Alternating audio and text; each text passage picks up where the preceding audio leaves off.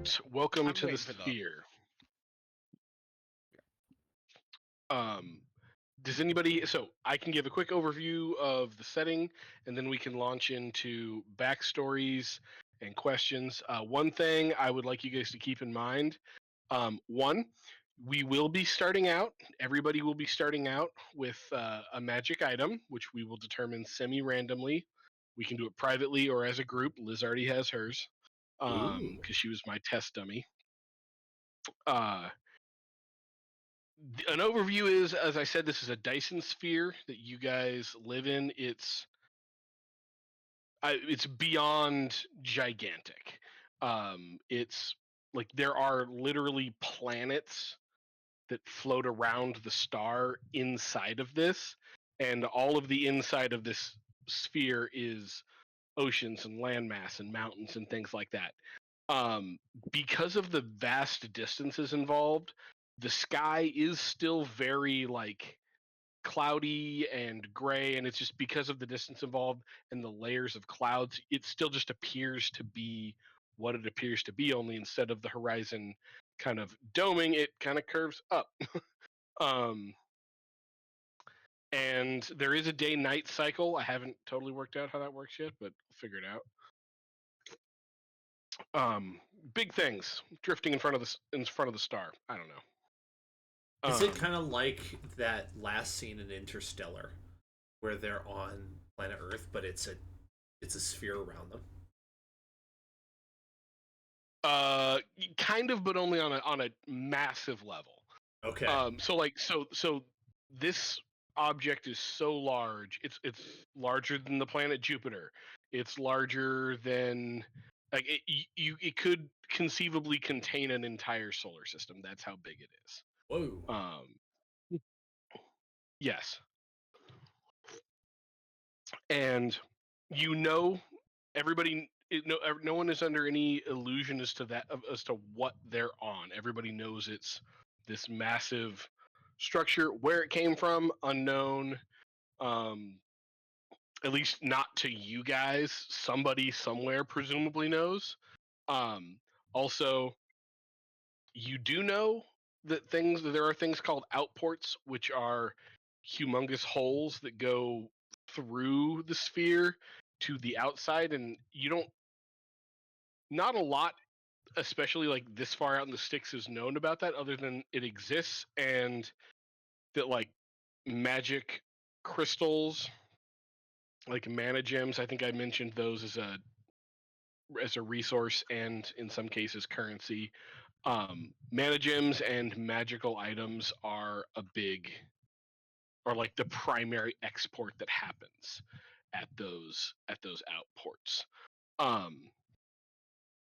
Other than that, like the rule of the sphere is there's always a bigger fish. It doesn't matter how big and bad you are. There are empires so large that they would span a whole planet. If they were confined to a single planet, they still have things they have to worry about. So it's a combination of just like being lucky and having a big enough stick to like chase off most of the local competition. That's like the overall atmosphere. For your guys' region specifically, you are very much at a medieval technology level. There are some magical what's the term I'm looking for? Conveniences. Like it's not uncommon to see magical lighting instead of torches. It is expensive. So like that would be something that you'd only see in a wealthy person's home, or like a particularly well-to-do inn where it's like they're going to be running like light all through the night or frequently through large portions of the night. It's actually more economical to use magic instead of torches, like that kind of thing. But it's not particularly common where you guys are at. It's not in every home. Thank you, Mom. to give you guys kind of an indication of your technology level comparative to everybody else, um, there is still an abundance of overland trade that's still very common. It's used a lot by your kingdom specifically. In fact, your kingdom has only very recently branched out into the use of airships. Airships are usually one of two things. Either they're like a dirigible, like a zeppelin, that uses a envelope of gas to stay afloat, and then either sails or some sort of other propulsion to scoot around. Usually very slow, but reasonably safe and stable. The other one is a little more risky. It uses some sort of magical artifice to stay afloat and looks more like a ship out of water. Um, but like the thing that ties them together is they're both reliant upon the air in some way, usually for propulsion, like through the use of sails. It also makes them a little less precise than skyships, which are entirely held aloft by the artifice of magic. Usually, they're very expensive to operate and maintain.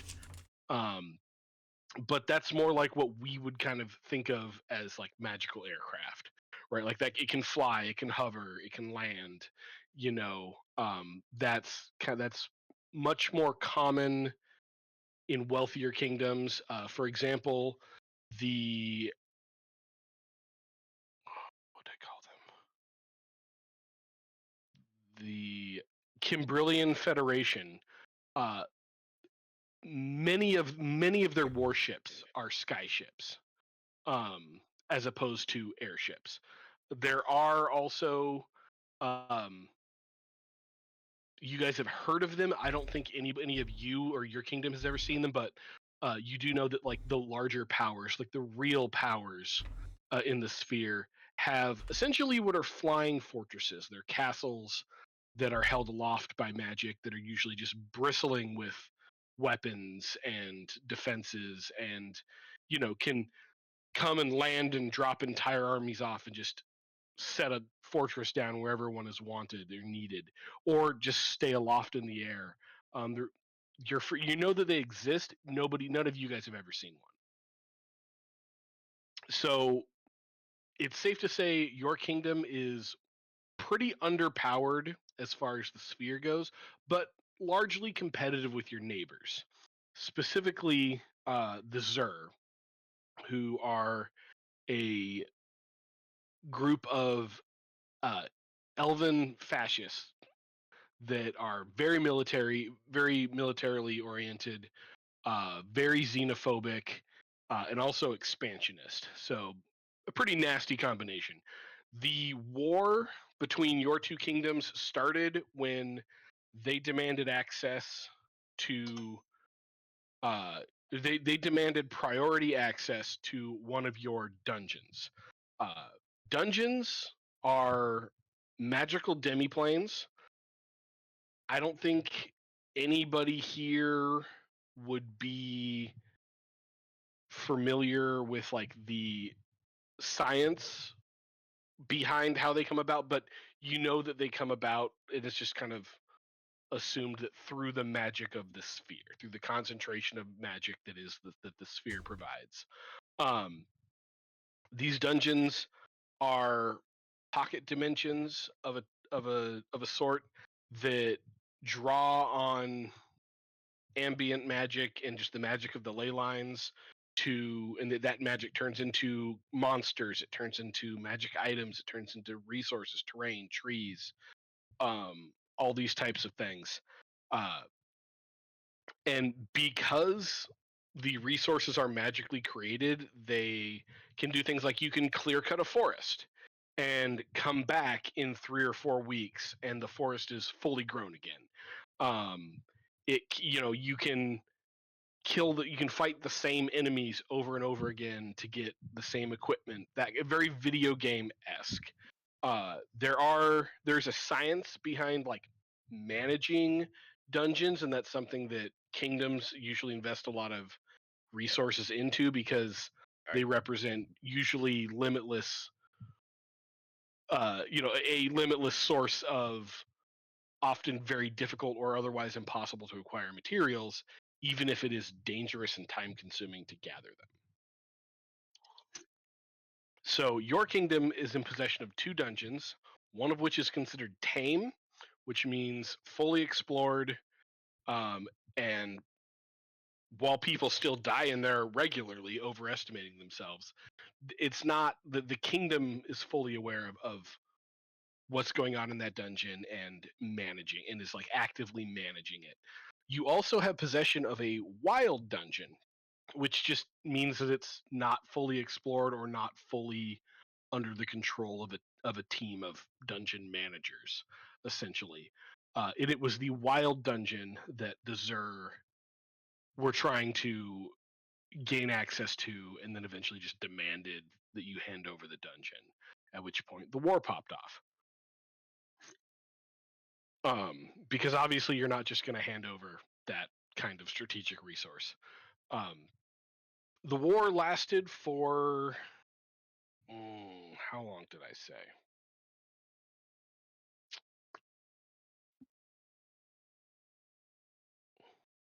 2 years. The war lasted for 2 years, which is kind of a long time. Especially when there's plenty of other monsters that your troops could be fighting to protect the kingdom.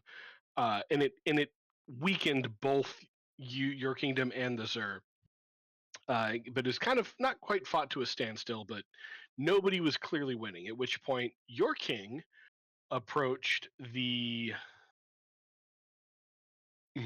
uh, Kimbrillian Federation and appealed to them to essentially step in and like mediate a ceasefire. They did that in a very unusual way. They said, "Okay, you can both join us, and we can effectively have, and then you'll be, part of our polity, and peace will be enforced because we can't have open conflicts between members like that. Or only one of you can join, and we will help you destroy the other." So it wasn't really much of a choice. Your kingdom seems to be your king at least seems to be a lot more uh, okay with joining the Federation, whereas the Zur are not. Is very well known they are not happy about it.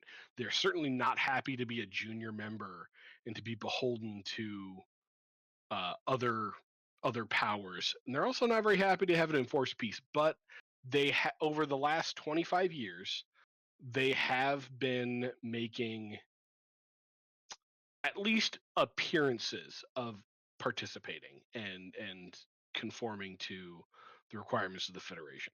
That doesn't mean that tensions have eased between your groups at all. In fact, it's just really just kind of gone Cold War. A lot more intrigue and a lot less open fighting. Um, that's the situation as it stands right now. Any questions or clarifications? I do have questions. Hit me with them. Mostly around the dungeon stuff. Mm-hmm. Is it so? It sounds a lot like, if I can use a pop culture reference, have you seen Delicious in Dungeon? No. Okay. Um, Basically, like you said, it's kind of very video game-esque. I guess my question is it a state of, are we aware, is the it sounds like the magic is maybe like coming from the sun or is being somehow utilized by the Dyson sphere. Are there like new dungeons that pop up? Is Yes. that part of what the wild one is? Is this like that's a Yes. newer one that popped up? Okay. So They pop up. okay. They can move. If you overtax a dungeon, it will collapse and presumably show up somewhere else. They can also be destroyed. And sometimes are for a variety of reasons. A good one of which is um, unchecked dungeons can lead to what's called a dungeon break, where creatures inside the dungeons manage to force their way out, and that's where a lot of really nasty magical creatures come from, or can be traced back to a dungeon break.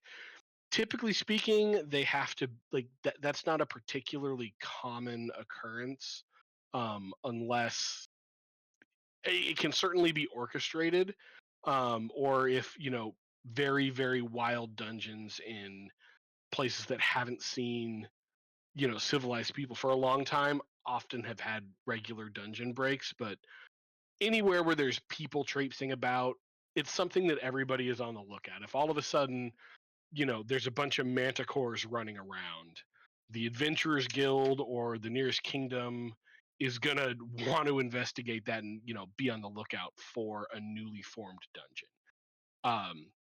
They do take Okay, time to grow. Go ahead. I was just gonna say that concept kind of tied in with the background that I sent you for the character I was thinking. And then I was a little confused because your response to me, I think you were typing it before I sent you the background, and I don't know that you read through it. It confused me a little bit. I meant to circle back with you, but didn't get to it. Okay, sorry. Yeah, my bad. That's okay. I just tried to clarify. If you have a chance to read that, let me know if that kind of makes sense. Because I want to do that. It's just non-traditional by any sense, if that makes sense to you. I said sense a lot. Guys, tell me to stop saying sense. It's all good. Switch to dollars, not cents. We don't make sense here. We make money. Yeah, well, sometimes. If we're talking about our work. Yeah, that's a perfectly acceptable origin story. Jared, that's a-okay. And I'm totally as long as the basics of it fit in there, I'm totally cool with playing with it a little bit. Yeah. Cause yeah, it's a little gimmicky. I understand that, and I don't want to break your really cool world by throwing too much of a gimmick at it. No, that's fine. Yeah. I love this character.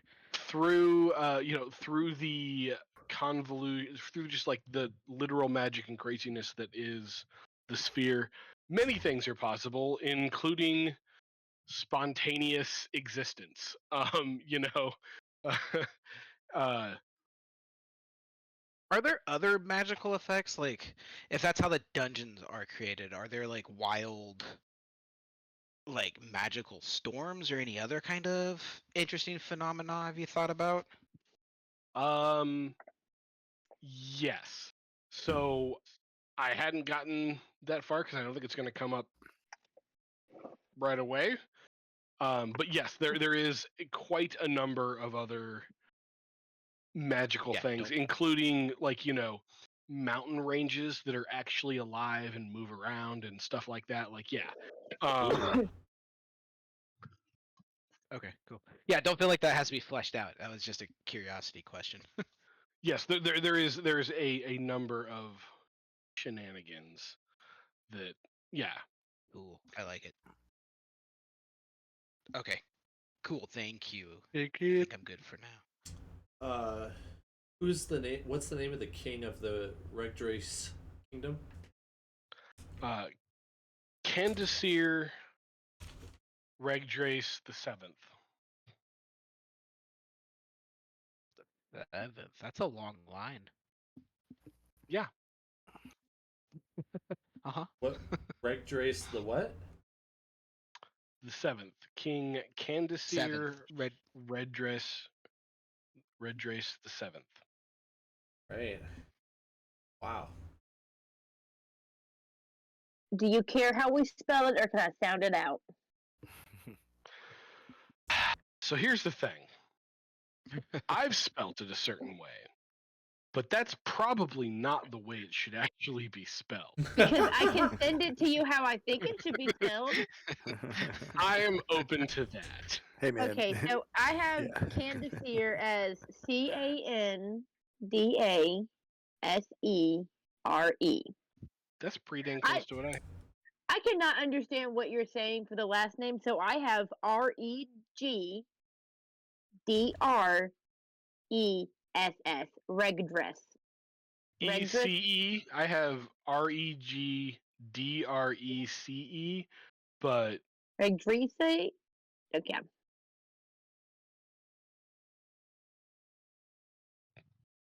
listen, like I said, I'm a numbers guy. You want words right? Talk to somebody else. Like, I can help you make up I names. just like that I'm it's not close enough terrible at it. to. I just like that it's close enough to like regents. So it's like the king. That's redress. Regdrece. Regdrece. Regents. Just call him Regent. Regdress. That's what There's I a have written down. Regdres. Regdress. Because I thought you said red There's dress. gotta be a, Like, ooh, that red dress. yeah. Like, that can't be There's it. got a silent J in there somewhere, right? there's a The silent apostrophe Q. is not silent. Um,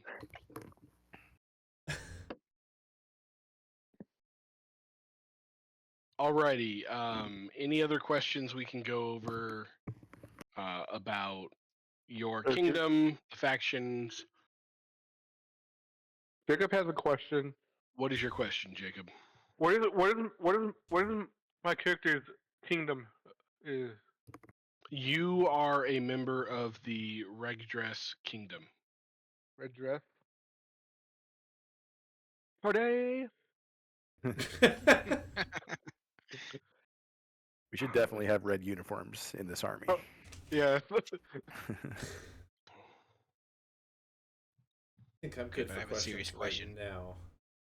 Okay. Are any of you spies? You have to answer honestly. If you're a What, cop, me? you gotta tell me you're Yeah, a cop. right. You gotta tell me. You have to tell me you're a cop. I'm an undercover cop. No, I'm just playing. I'm joking. No, I don't know if I believe you. You're the Um, best You're being undercover cop out honest. there. No, I'm joking. If there's no settings questions, let's kind of go around and introduce our characters. You all would know at a minimum of each other, if not having actually met each other, just by being, promising up and comers in the kingdom. You're not the best of the best, but like you're the group that, like, the younger group that was poised to like become the best of the best, right? So like you're not like the king's right hand man. Obviously he needs that guy, but like somebody who otherwise may have ended up in that position down the road, type of thing. So like, for example, Jake's character is an up and coming skilled archer in the King's Archers. He was probably destined for a leadership position if he continued to show exemplary. What's the word? Yep, that one. Good. That one. That word. Yep. That word. Exemplary. Thank you. Exemplary prowess in battle. So, who wants to introduce your character first? Me. We just did yours. I suppose I could. The funny thing, but the difficult part is a lot of my backstory are things that I would like to reveal through roleplay. So I will say, say this for now. I am a roughly kind of young to middle aged, medium, 5'10" tiefling. Pretty standard build. I have shoulder length auburn hair with gray, kind of starting to come out in a couple little areas, with purplish gray skin and crimson eyes. I'm wearing a robe that I have kind of there's a picture in the chat of kind of what it would look like if he was wearing his best gear, which he's not wearing right now because he hasn't leveled up that far yet. But if you can imagine someone of that sort of charisma, that That is vibe. my character. He goes by the Mulder. name Sven. He comes from an outport somewhere considerably far from the Regdrece kingdom. I wasn't aware that was public knowledge. He's okay with letting that be known. Okay. Yeah. No pressure either way on any of your guys' stuff. Just share what you think somebody who runs in a similar circle or the same circles of you as you would know. Feel free also to include what I always like to do is what's 2 or 3, rumors that your peers may have heard about you. They don't all have to be true. So if you want to think on that. I think also, I've got one, but I can okay, wait. hit me with it. Okay. So he is known to be devoted, a devoted follower of a mysterious deity that he keeps secret, and then he has a tendency to judge people quite harshly, specifically about which deity they end up serving. Quite. Sometimes he can be a little very overbearing about those things. Everybody loves a religious fanatic. He definitely is one. Nice. Yeah, everybody loves a good religious fanatic. There's no evidence to the contrary. Um, Especially other religious fanatics, right? yes, especially other religious fanatics. Yeah. So as I mentioned, this is a high magic setting. Even in this backwoods kingdom, magic items are not particularly uncommon. So if you guys want to do it like if you want to do it on the sly, we can step aside and roll for your magic items. Do you want to be that? Do you want that to be like a random roll, or should we like try and come up with one that makes sense, or how do you want to roll? Do you have them picked out? What I was gonna do was have you roll 3 D100s, and then on the table you can pick out of those 3 what you want. And if you want, if you're like, I don't really like any of those, pick the most valuable one, and we can role play you trying to trade up for something you do want. And you might have to do a little rolling for that, though. Okay. Yeah. That works. Dan, do you want to roll your magic items publicly or privately? Publicly works for me. All right, go ahead and give me 3 D100s. I kind of like the idea that this was like as we were picked for this outfit, they're like gifts from the king, so it was like a ceremonial. Does that jive with like why we would know what everybody has? That's kind of fun. That absolutely can be the case. One other thing I should mention, I'm correcting something about magic items that I think is BS that I'm fixing. A bag of holding is not necessarily limited to the Yes, Queen. 500 pounds, 5 cubic feet. You can feed one bag of holding to another to increase its size by that amount. So. Oh, look at you getting around a loophole. So like Magical physics, baby. Yeah, you can putting one bag of holding inside of another one does not cause Dimensional planar, tear. yeah, dimensional tear. I like The it. magic I- is too suffused. The magic is too powerful. There's too much magic in the sphere to allow we that to have happen. quantum I like it magical too. metaphysics in this setting. Yeah. So you said it's not limited, but I have to feed another one to one to make it bigger? Is there a limit Yes. to how much it is? Not as far as your character would know. Okay, you just don't want. Yeah, way to get around a loophole.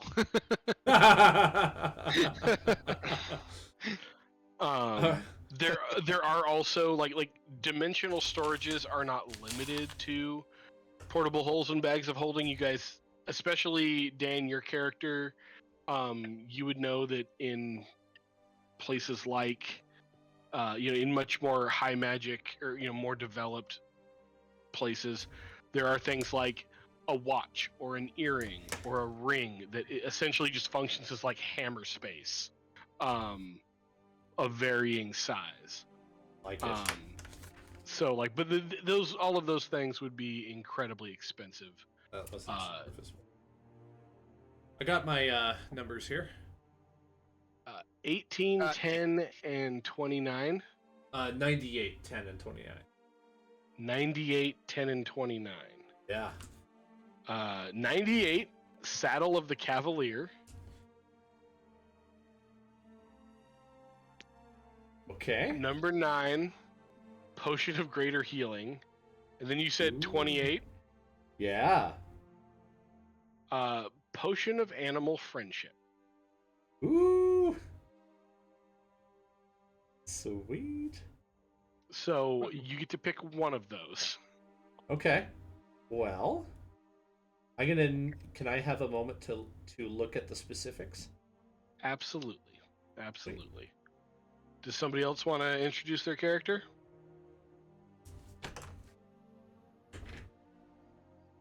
Yeah. I can go in unless anybody else wants to.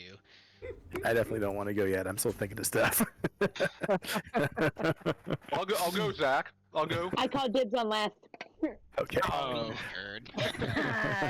Yeah, We're all like, I want to hear what everybody else is first. Yeah.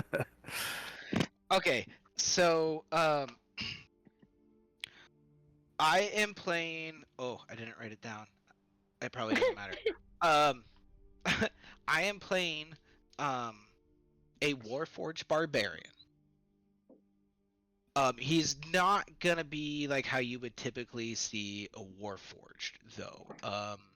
He's very like lithe and has like small, like skinny legs, very skinny torso, and then his shoulders are just broad and arching, and his arms draped down probably a little, like quite a bit further than they should, and his head is kind of this like tank of a head that's on top of those shoulders, like no neck. Warforged, for those of you that aren't aware, are magical constructs. In like I'm a robot. essentially robots, right? Although here, so they come from a specific setting called Eberron, where they were created to serve as magical soldiers.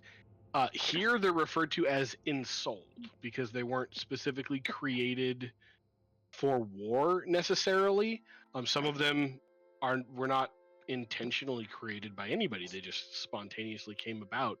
Maybe in a dungeon, maybe just sat around a ley line too long, and some spontaneous magic happened.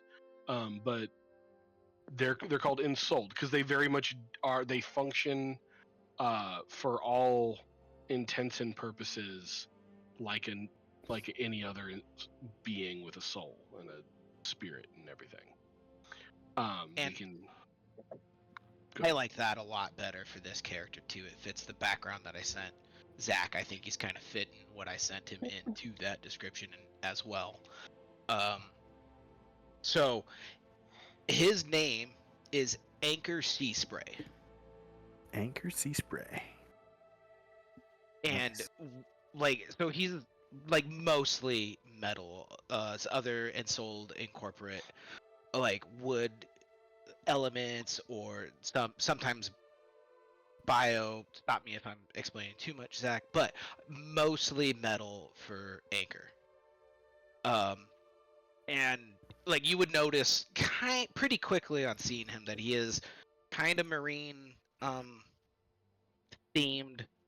Like what would be his shoulder pauldron, kind of when you look closely has like what would be barnacles, but they're probably made of metal. Little details like that.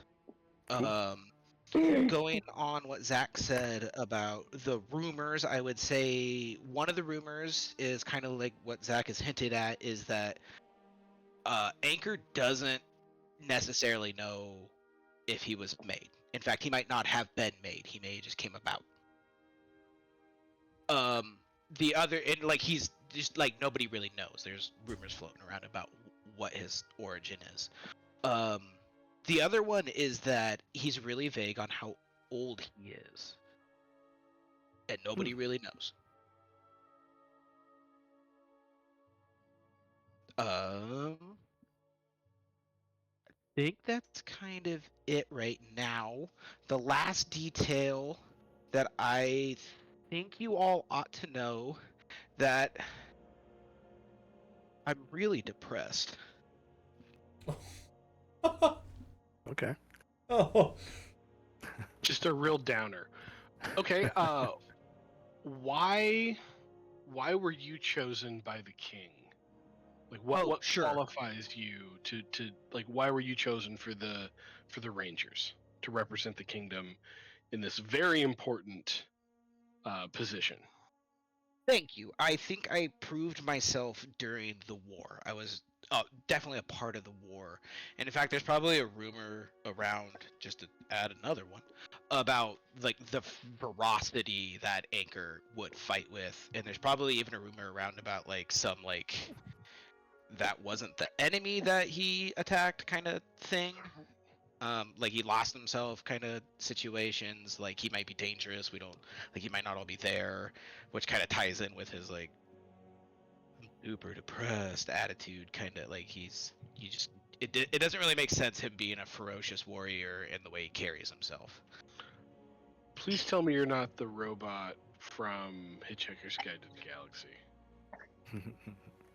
That may be very much, yeah.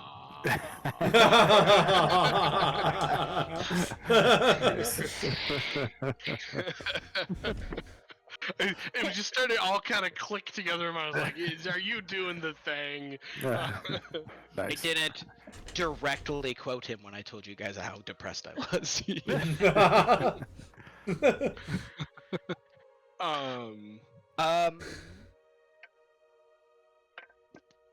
Yeah, I don't know if you have any other questions to help flesh that out.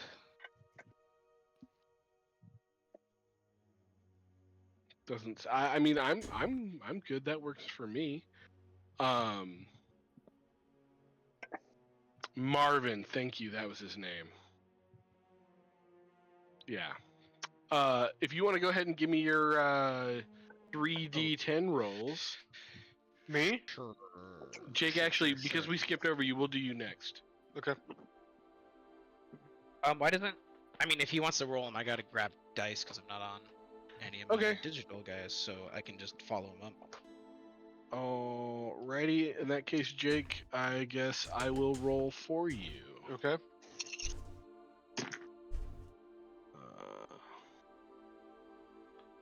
You got. Oh wow, you did pretty good. You got 81, 96, and 6. Ooh. So you get to choose between Potion of Greater Healing, an Elemental Gem, which a Potion of Greater Healing is just a powerful health potion. An Elemental Gem. Let me finish telling you everything. Okay. An Elemental Gem is a one-time use. It's a gemstone that you can throw on the ground to destroy, and it summons an elemental that you can command. But it's a one-time use thing. I might go with the potion. I might go with the potion if that's. 96 is a robe of useful items. Ooh. So it's a robe that you wear that you can just like pull things out of. You're like, oh, a hat. Like Mary Um, Poppins. Kind of Mary Poppins-esque. I'll have to look up I haven't actually ever interacted with a robe of I many. think he rolls for how many, because it has like patches on it, is the way it's That's described. Like decal patches that you would put on your like middle school backpack, and you can just rip them off, and it becomes what it is. And I think he might roll. That's dope. Okay. All right. So, Jacoby, I would like to take the potion if that's cool with you. you can do that. I will tell you that is probably the least powerful option because, like, healing, while important early on, is probably not going to be nearly as beneficial to you Okay. as the ability to summon a powerful elemental one time or the robe of useful items. Let's try the elemental. You want the gem? Yeah. Okay. Let's do that. Let me see if I can get a table and you can roll on what elemental gem. Elemental gem 5e.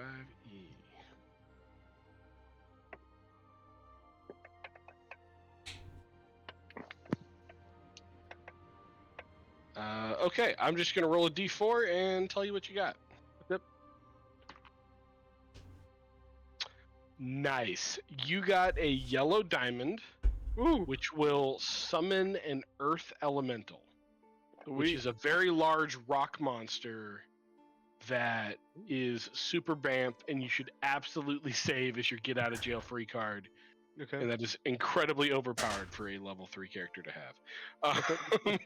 In true Jake form. Balls to the Right, walls. Yeah, Yeah, Jake, that was one of the things that Liz was turning into when we were Yeah. level 12. yeah, Right. yeah. Absolute bananas. Okay. I ended up deciding on Potion of Animal Friendship for myself. Okay. Sounds good. Who is up next?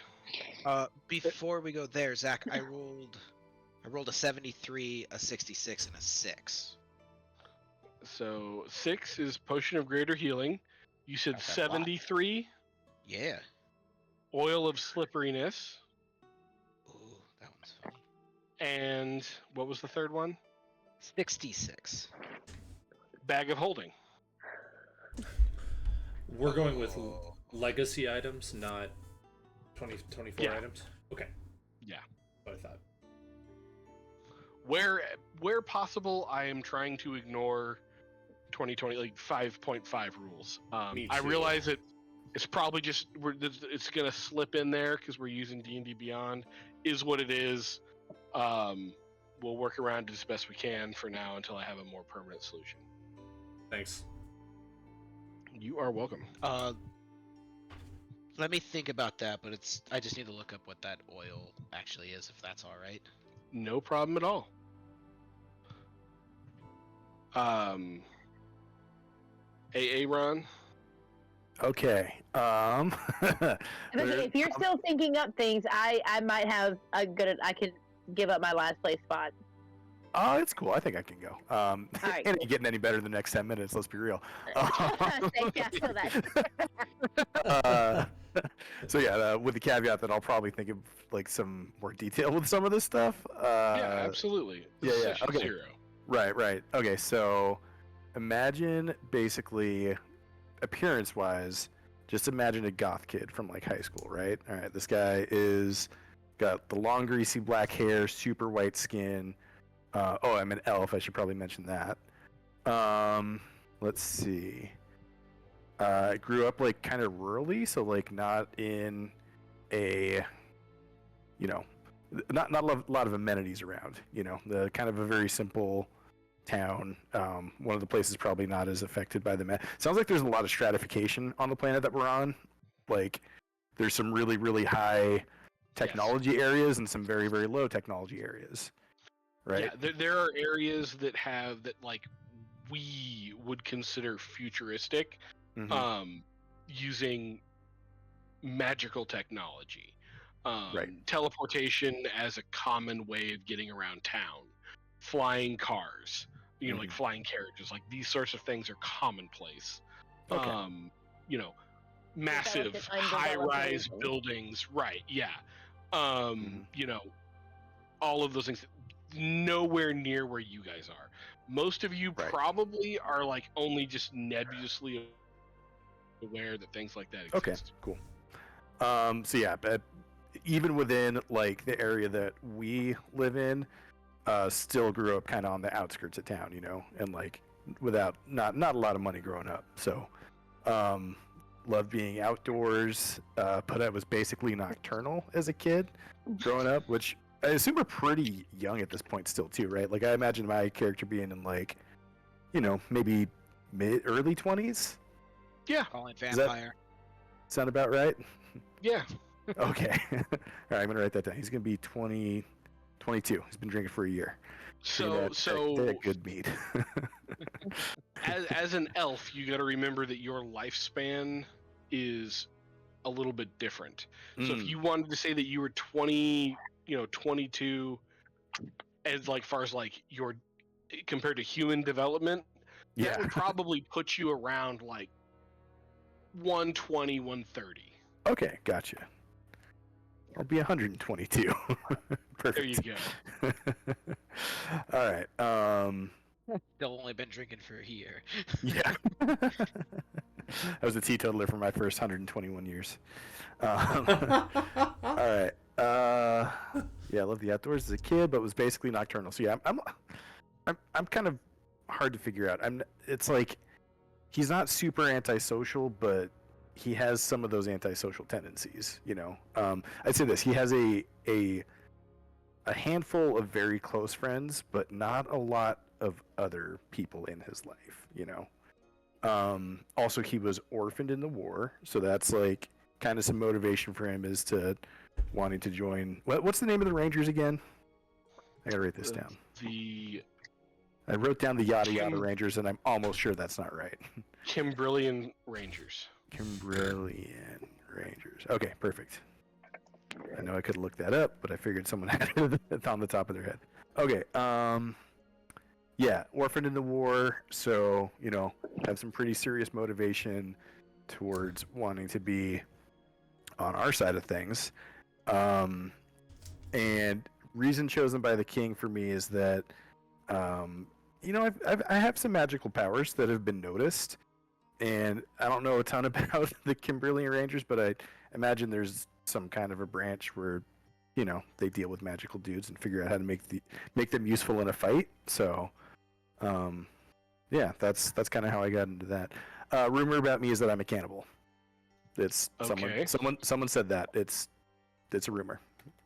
People lie Okay. about stuff, but yeah, that's my rumor. So, yeah, I think that's pretty much it. So when you say you have some, Mhm. when you say you have some magical powers, magic is not particularly uncommon in this setting. Mhm. In the sense that like it's not like pretty much everybody in town has seen magic. There's probably a number of practitioners in town. Why specifically you? Were you selected? Like, and a good example, good things to answer is why would the king believe you to be one, a good representative, and two, loyal to the kingdom? Yeah, loyalty is from the loss of my parents for sure. Like that got me fully locked in. Yeah. As far as like, are you asking like skill wise? Why would he think? Yeah. What would make him think? This guy should definitely go towards this. Marshal. We should put this guy forward as a candidate for this marshal organization. Yeah, I'll have to think a little bit more about that. I need to like understand. Like, yeah, I need to give that one some more thought because I actually don't know the answer. No worries, that's fine. Yeah. This is why we do session 0. Yeah. All right, Liz, you're up. Wait, does he want to Oh, roll wait, the wait, magical sorry. item? Oh, yeah, yeah. Magical item. Yes. 3 D100s, sir. Okay. And if it affects your choice, I'm gonna go ahead and go with that bag of holding. All right, 3D hundos. Just gotta try to eat your bag of holding with his bag of holding. I'm gonna turn myself into a bag of holding.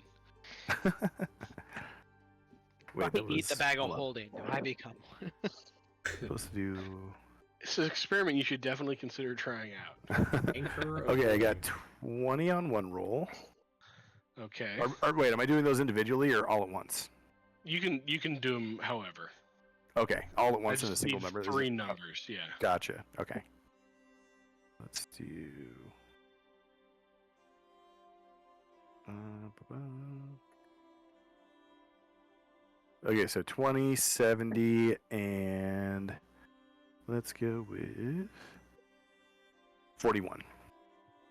20, 70, and 41. Mhm. Okay. Potion of Fire Breath.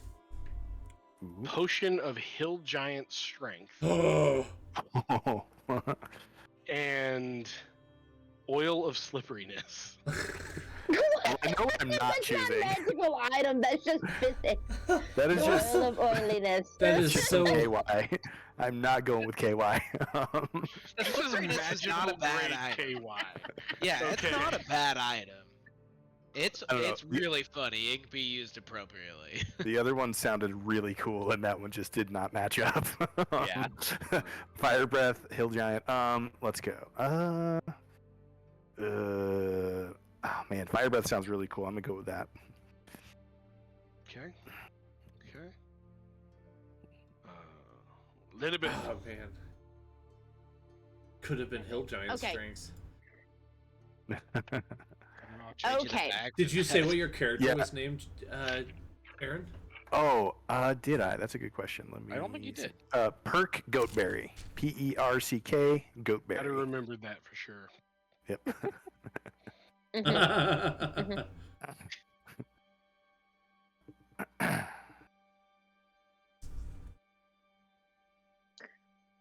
Okay, I Okay, am so actually looking Bob up the other Bell's one, so good. I may change my mind back on that, Zach. But Okay. tentatively, that's what I have is the Potion of Fire Breath. But I'm gonna Pixie research the other one. What am I doing? I am building you your character. Okay. I think I may have neglected to tell you guys what class I am. I remember to tell you a bunch of other stuff. But I Sven, thought you were just holding it. well, I'm kind of, I'm leaning towards not saying anything. I don't know. I got you pegged already. If that makes you feel Ah. better. Yeah, okay. Well, maybe I'll just leave it then. We'll see. I'm kind of curious. Good. I want to find out. I think that's more fun. Go like. Okay, yeah, don't be afraid sounds of good. that. So not used to being a player. L. Ah.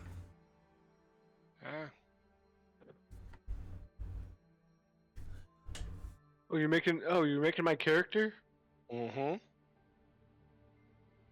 While we wait Is- for Liz. Oh, okay. Yeah, sorry. Go ahead. No, you go ahead. So my character. Catherion has joined the Cambrillian Rangers with hopes of representing her family and the crown they serve. Crown Regdrece. She is the second-born heir to her family name and wealth, so kind of like the second son concept kind of deal.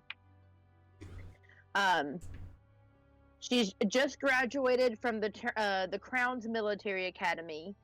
I just wrote some of the stuff down because I've never played a noble before, but I'm going for it with this one. Has a stern and introverted demeanor. This causes some to see her as cold and elitist, but that isn't true. She simply holds those she surrounds herself with to a staunch standard. In beautiful juxtaposition to Dan's character, I am very much lawful good. My magic items because somehow I ended up with 2 because I'm a noble and I have a silver spoon in my mouth. So question it all you Wait, how want. did you There's end up with 2? How nothing did you you end can up do with about it 2? because you said I could. You were like, you know what, it'd be cool. One of them is a cape of billowing. Okay, it's a cape Okay, that yes, billows. yes, that's right. It That'd be billows cool. and Yeah, it's that's the really right choice. powerful and really sexy. And because I'm a noble and I have a silver spoon in my mouth in a kingdom, the military commanders allow me to wear it. The like director of D&D at Wizards of the Coast has come out and said that is easily the best magic item. I've heard him Yes. say it, yeah. Yeah. My other one is also a bag of holding, very utilitarian. So here's my rumor, and y'all would have heard this. Think very much of like the Gilded Age, turn of the century, Downton Abbey times when like rumors were like put into paper, and like people of nobility like would base their lives and how they reacted to things about like, will the public find out about this in like the magazines, the paper, all that stuff, right? So y'all have heard through the zeitgeist grapevine that I have what I have described. I don't know how like what you call a male mistress, so I just have a kept man. Oh. It does Nice. have a name. What is it? It's not a Like a side incubus, piece but lover. like a... It's not a mister, because like that's weird. Yeah, I don't know. Because that would like technically be the grammatical opposite of mistress, Paramour. but You have a paramour. paramour. Oh there yeah, we yeah, go. yeah, yeah. There you go. Yes. that works. Okay, I have a paramour. What I have so far, I am an Oath of the Crown paladin. So it very much the attitude and the demeanor of like for king and country, or king and crown, or however the saying goes. Because this is weird for Liz. I've been playing a noble is branching out for me.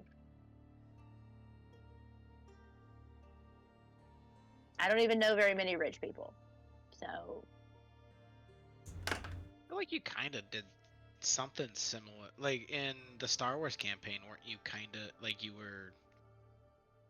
no, I was a very empirically aligned. You were Like I was very- playing someone who like should have been brainwashed, but wasn't. You know how Zach just tried to tell you that you were wrong and you told him he was wrong? You're doing perfect. Great. Okay. Cool. Thank you. No, the Star Wars character. Yeah, that was more like think of like a brown shirt kind of. Now, like when I had to be with Rovi and we had to play it off. Yes, I was an Imperial elitist with an unfortunate Wookiee slave. Thanks, Aaron. I It worked appreciate out well. it. Yeah. Hey, I that need to worked out great. I'm That gonna was get my solid. brother one day to make you a sign that say Wookiee lives matter with like a power to the people fist. Nice. Give us Just your for that name. campaign.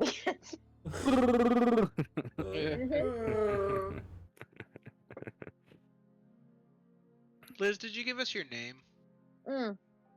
Catherion Adair. However they Adaar. But yeah. Of Okay, the Adair Kathy. family. No. Nope. You don't know me that well. Don't ever call me that. God dang it. She looks like she means it, man. I wouldn't do it. I wouldn't follow that.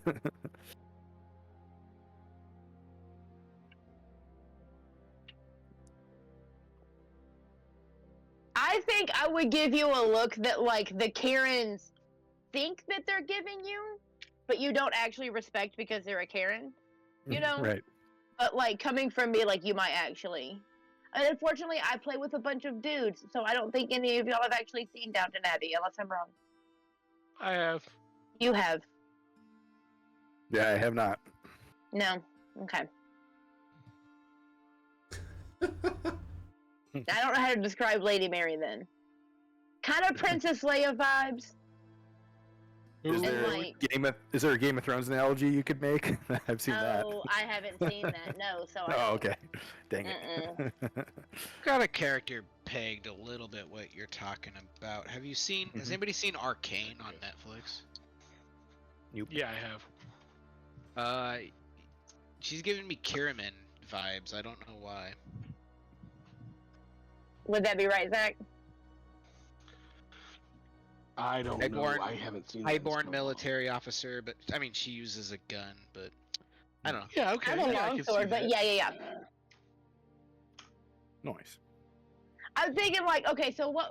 I guess it wasn't called Rebels because that's a different show based off of Star Wars. But the one that Andor, where like you really get to see like Mon Mothma's backstory, that kind Dude, of feel. nice. Perfect. Except okay, for 'cause I like was not a thinking Mon Mothma. rebellion, obviously, but she's very much like upper echelon, 1%er of Chandrilia. Yeah.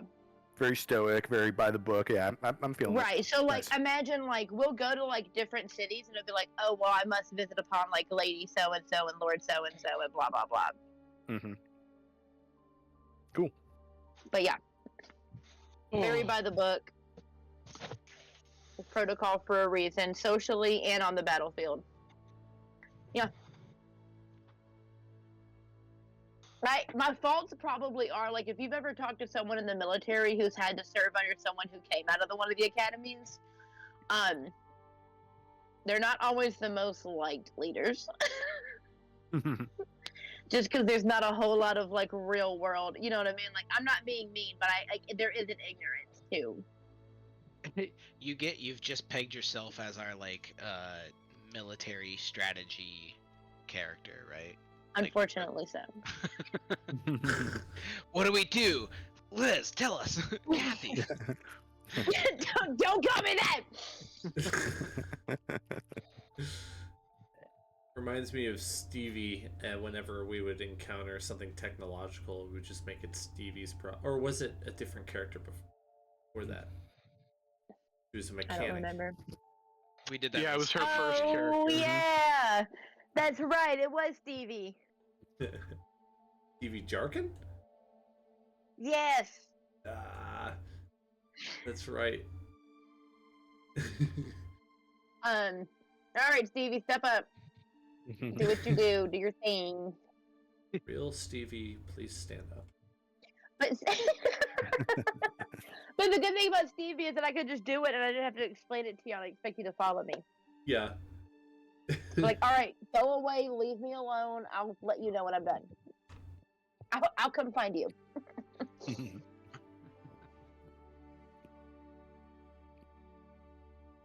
Who is But Jake yes. playing?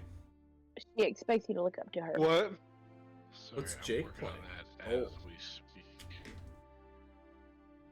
Jake, He's looking. what kind of cool name do you have? What was my name, Zach? I mean, I have a placeholder name for you that we can use. What do you want your guy to be named, or do you want me to go with mine? Could I go with yours? Okay, your name is Nex Whisperbrook. You are a wood elf archer, I'm a wood elf Not- archer. not a ranger. Fighter archer. Oh, Fighter archer. I like it. Neck. I like it. What was that again? Nex? Nex Whisperbrook. Thank you. Is that a hyphened name? No, it's an elven name.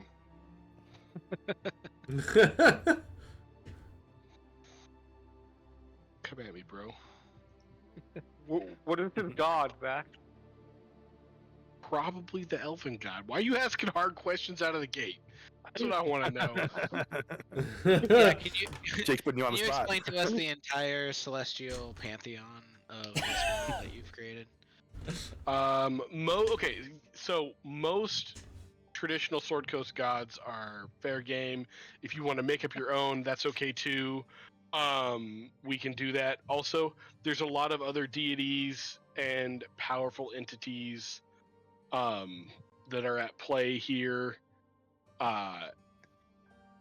In the larger context of this universe that I've been percolating on for a little while, these spheres, there's more than one,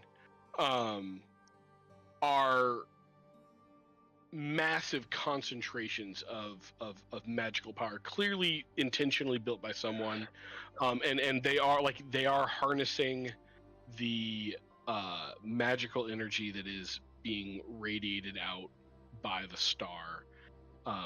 In fact, instead of like constellations at night, there are. Oh man, I had a word for this and everything, and I don't know if I wrote it down.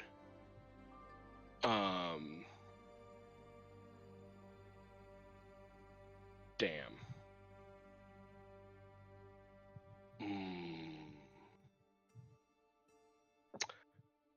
We'll call them mana pillars. They're sometimes what happens when a dungeon like Oh, excuse me. is left unattended for too long is they essentially become almost a rupture, a massive spire, and then almost a rupture, venting magical energy, creating these humongous pillars that are venting out concentrated mana, and at night are very visible bright spots.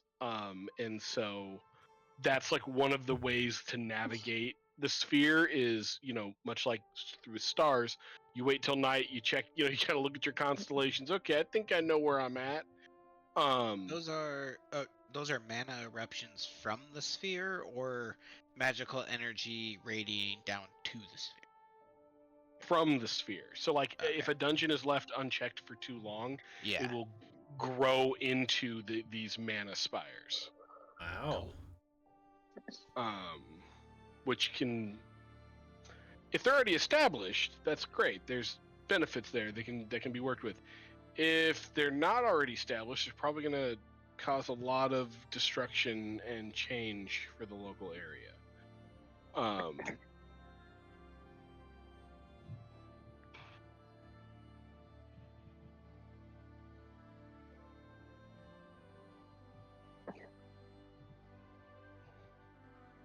Not that it matters. We all eventually die and return to the abyss anyways. Okay, Severus Snape. Okay. Eeyore. Right. Who is this Eeyore? Is he greatly liked? Because I'm not. He's He's not. just like you. I just want like a butterfly to land on the top of his little robot head. Do we all meet in a tavern? No. Oh, okay.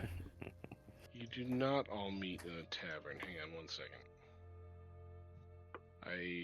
We all Can I be meet in the detective room unit leader? next to the tavern. Yeah. We meet at a great feast in a banquet hall. It's a touch early. Would you guys mind taking a loose 7?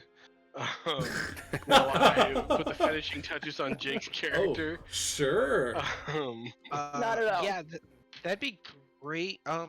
Is there any way I can get the Roll20? Could I get a character added to the campaign so I can just use that as an editor as well? Yeah, I kind of know how that works. A little bit. I could maybe help you with that. How did we do that last time? Are you talking about D&D Beyond? Yes. What did I say? Oh, Roll20. Sorry. You said Okay, roll that's the easy. D&D Beyond one. Even if Go we're into not your using that, yeah. yeah,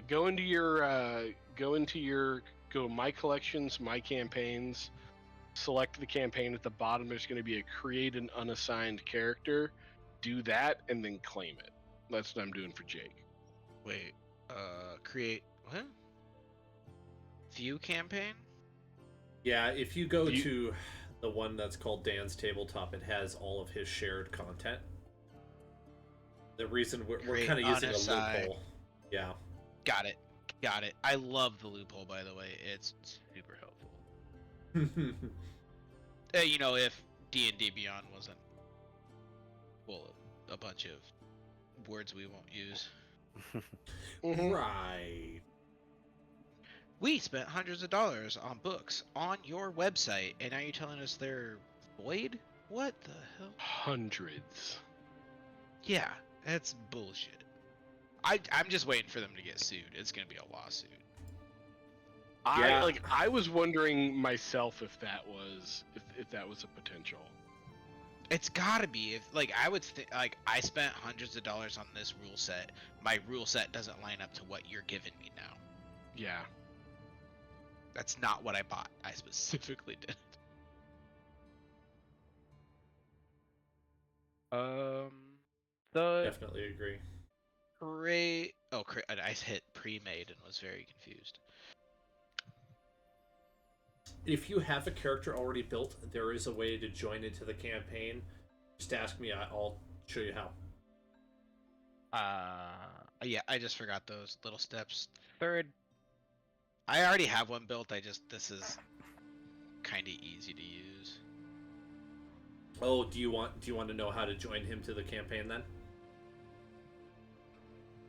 He's built on a different app. That's all I meant. It's like this is no big deal. This is kind of just a background thing that. Yeah. I understand.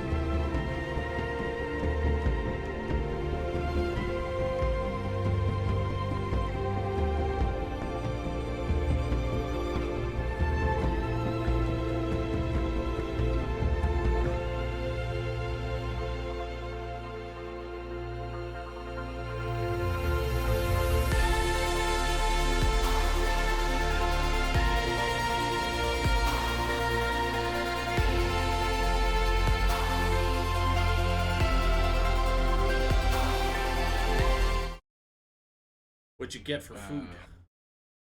Me? I had a pork Damn it, chop. food, I'm starving. Pork chop. Yeah. And he didn't give me some? I ate it all. What? You ate it all? Oh man. Well, it's okay. I had pork sausage earlier. Nice. Ooh. I had Dan's goat chops a little while ago, and those were freaking fantastic. Yeah. Yes. I was amazed at how much I liked goat. I was like, oh my goodness, I have been I missing just want to out. let you know that goat is particularly good goat. Nice. Oh, good. Good. I would not eat that and then go, I like all goat, because that was very mild goat. Very good, delicious, I'm but happy very to hear mild. that. I haven't had any other, so that was a first experience for me. He was raised on a lot of alfalfa and oats, which are really good for goats. So I'm thinking that probably has a lot to do with it. Did you finish him? Yes, he had a little. So normally I wouldn't do this, but we got some kind of like screenings that were left over from the mill, and so there was a little bit of corn in there. And sometimes corn can finish off red meat kind of nicely because it puts a bit of a marbling into the red meat. Now I'm not totally sure that happened with him, but it could have. I mean, he's pretty tasty. I wasn't looking for marbling. I'll tell you.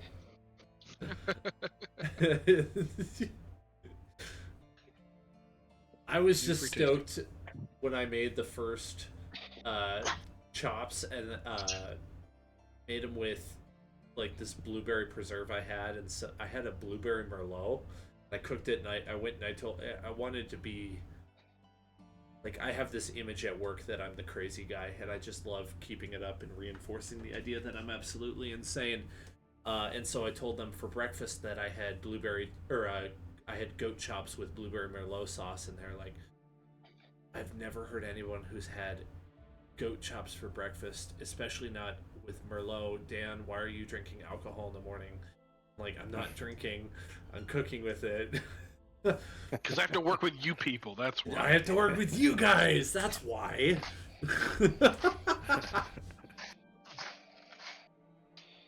I don't know why. It's fun. I like to very much spread crazy stereotypes about Alaskans. Yeah, it's a good time. It's a time-honored tradition in Alaska. Just trolling people that aren't from there. Yeah, we do Mhm. like to do that. I don't know a single Alaskan that doesn't regularly jump at the chance to convince people we still live in igloos.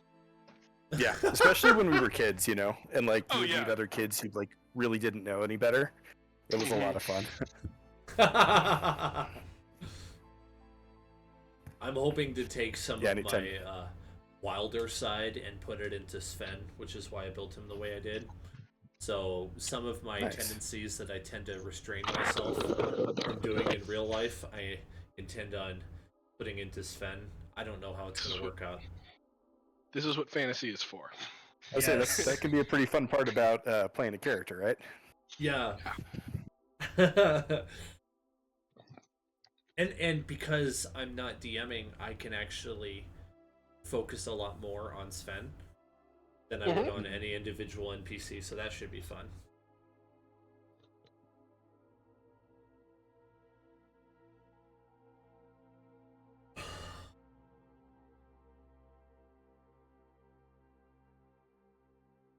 So I just want to make sure I was writing down notes. We got a Warforged barbarian named Anchor. Is that right? Yep. Okay, and then we have an elven warlock named Perk Goatberry. Yep. We have a He's a noble. warlock. Oh yeah, he had mentioned that before we got started. I missed We it. have a paladin noble named Kytherion Adair, sorry. And then we have Nex Whisperbrook, an elven archer / fighter. No, archer fighter.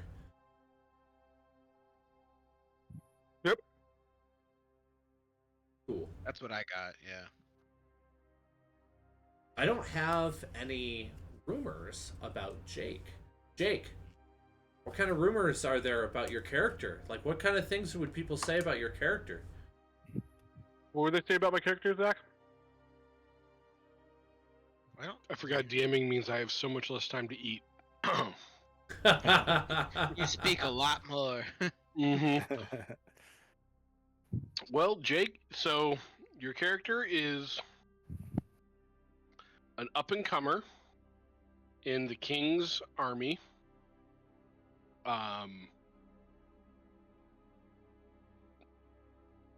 So I assume you're on very good terms with the king and the crown and the military. Yep. Okay. What kind of things do your fellow soldiers say about you? Good things, I hope. Are you well liked or not Yes. well liked? You Yes. are. Yep. Why do they like you?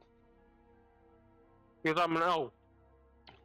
Because you're an elf. Better reason. Give me a better reason. Such an elf thing.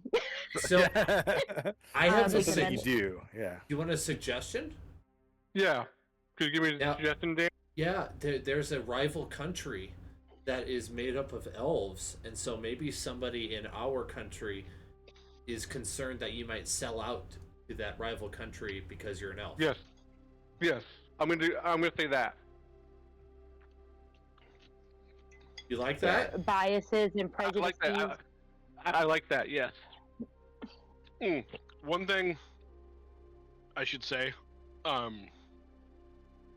in pretty much all of my fantasy worlds, because they're fantasy and I get to control these things, while bigotry does exist, there is not systemic bigotry. So, like for example, Dan's character's a tiefling.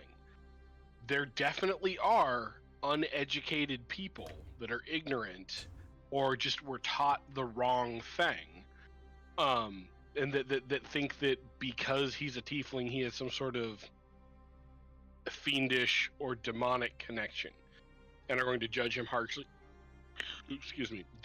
harshly for that. Society as a whole is not going to make that judgment, and if you run into a group of people or a society that does hold some sort of systemic belief, that is usually one of the better indicators that they are the bad guys. All right. Okay. Pretty rare event then too. Coming across a group of people like that, it's not super common, I would imagine. I mean, you've definitely noticed that with the Zur. Yeah, true. They're But they're not the norm, huh? certainly elf supremacists, and Yeah. like specifically them supremacist, but you know, the further you are away from them, the more they dislike you. And they just happen to have a very closed off gene pool. Mhm. Right. As these groups tend to do, right? Yeah. So, if they look like Nazis and they sound like Nazis, they're Yeah. probably Nazis. Yeah, I was definitely smelling that.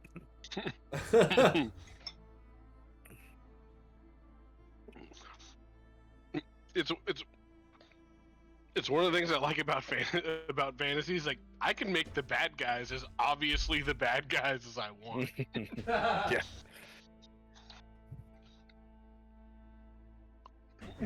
Those guys over there, ritual blood sacrifice. Like, oh, okay.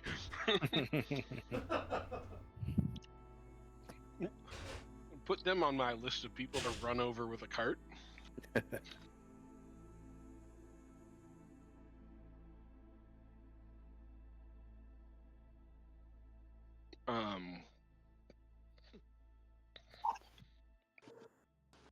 Let me go to my maps. Okay, I need to find tokens for all of you. I dropped one in the chat. If you save it to your computer and upload, you can use it. But I understand if that's too much for tonight. What's going on? You can make it work. What's going on with my Oh, computer? shoot. That's What? me. Cancel. Oh, cancel. Oh yeah, it Sorry. probably won't work I'm on doing that Jake's thing video. where I'm using Jake's Discord, thinking I'm using my Discord. Happens a lot.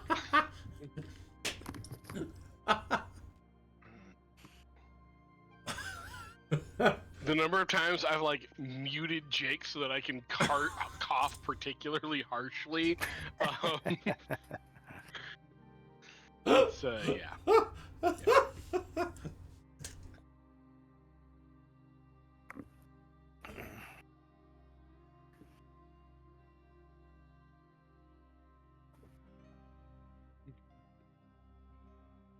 Mm.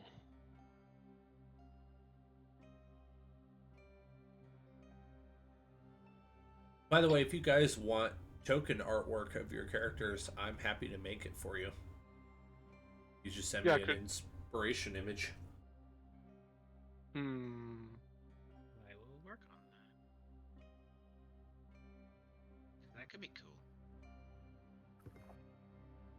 Oh damn! I also have lots of resources available, so I can find some for you if you want. What's up, Jake? Did you find a token for me? Sure. I'd be happy to.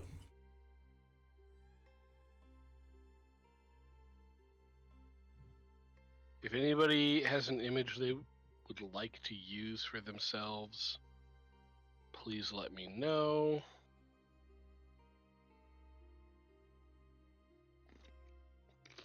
If I get one, I'll get it to you.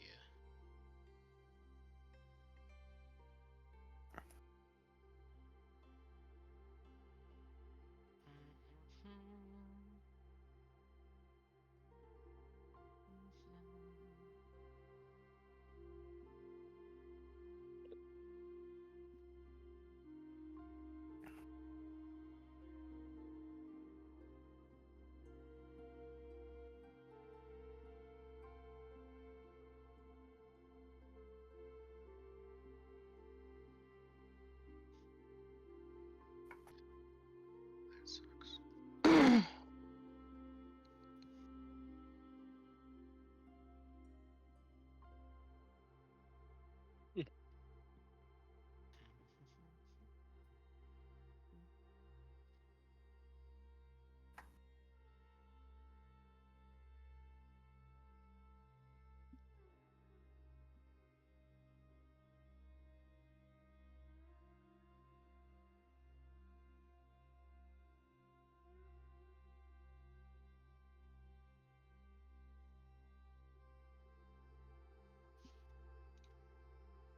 All right, Jake. I found one. I think you'll like it. Okay. Okay, I'm gonna like it. He's made up his mind now. He's so good about that. It better be good because he's already made up his mind.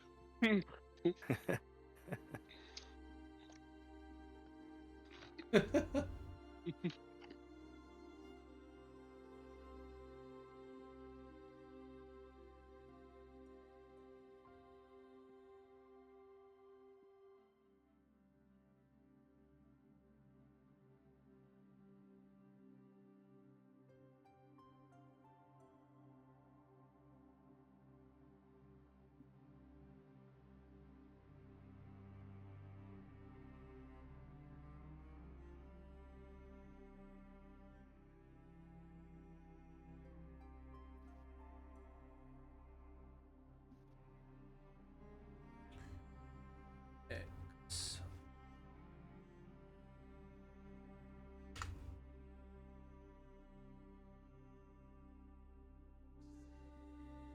I miss Jacoby. Here he is. Me He's too. on the way. Uploading. Yeah, Jacoby was a fun character.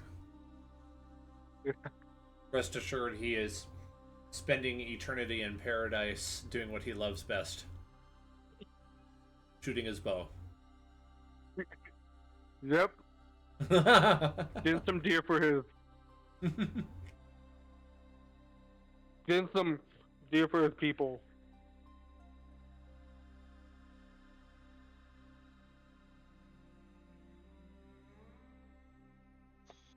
Dan, tell me again how I changed the size of the map. Go to pages, find the one you're on, and click the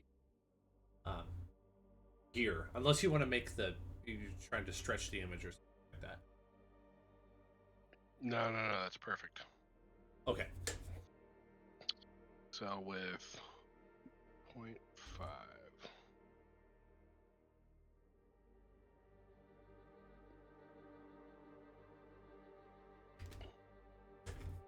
I was telling Zach, Roll20 as a game master is a gentle but somewhat steep learning curve.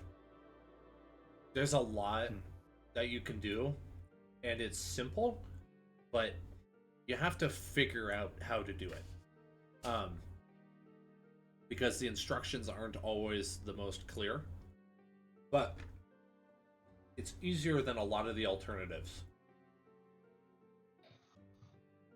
Yeah, it's kind of like Excel, where like you can get a spreadsheet pretty easily, but then it can do like, oh whoa, that's so cool! I love that it can do that. Yeah. It takes a while to figure out how to do formulas and conditional formatting and all of that. But once you do, you can make impressive calculators. Pretty much. Hey, I like that token right there. Yay! This token is awesome. Good to hear. Is that does that work for you? You like that? I do, yes. Good. Oh yeah.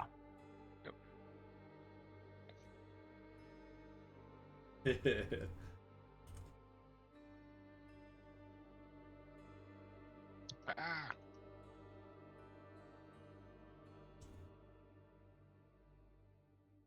That's some long hair he has. Does. Yeah. It's very elven looking though. Yeah. It's quite a chiseled jawline. Oh yeah.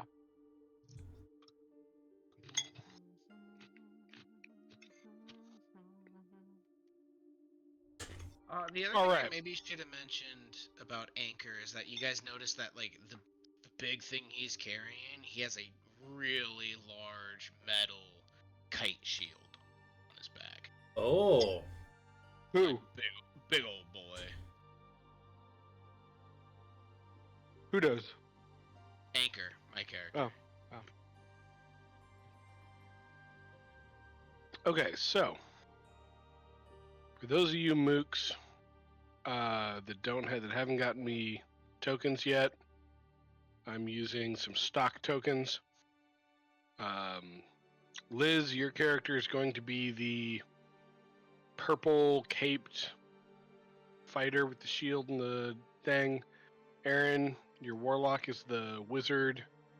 And Jared, your barbarian, is the set of animated armor. And the thing that looks most resembles a Rubik